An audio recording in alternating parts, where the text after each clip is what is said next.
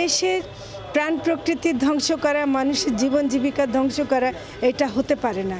এবং আন্তর্জাতিক আইনও আছে, রামসার কনভেনশন আছে। আমরা বিভিন্ন দেশের সাথে সহযোগিতামূলক সম্পর্কই রাখতে চাই, কারণ কোনো একটা অন্য দেশের মানুষের সাথে আমাদের কিন্তু বন্ধুত্বপূর্ণ সম্পর্ক আছে এবং এটা কিন্তু আমরা নষ্ট করতে চাই না।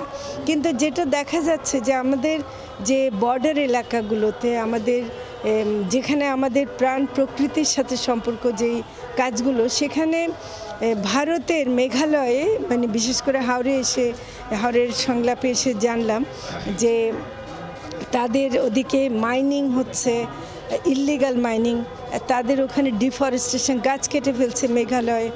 এমনকি তাদের ওখানকার ট্রাক এসে আমাদের দিকে পাথর নিয়ে যাচ্ছে, ওদিক থেকে বালু আসছে এবং এগুলোর কারণে আমাদের এখানে বিশাল একটা অঞ্চল হাওড় একেবারে ধ্বংস হয়ে যাচ্ছে।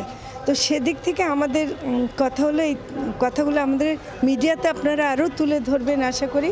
এবং ভারত সরকারের কাছে আমাদের অনুরোধ থাকবে তারা যেন বিষয়গুলো লক্ষ্য করে সে বিষয়ে তারা ওদিকেও ব্যবস্থা নেন। এগুলো বন্ধ করতেই হবে, কারণ অন্য দেশের প্রাণ প্রকৃতি ধ্বংস করা, মানুষের জীবন জীবিকা ধ্বংস করা এটা হতে পারে না। এবং আন্তর্জাতিক আইনও আছে, রামসার কনভেনশন আছে, সেই অনুযায়ী এটা কিন্তু তারা আন্তর্জাতিক আইনেরও লঙ্ঘন হয়ে যাবে। তো সেটা আমরা যেন করি।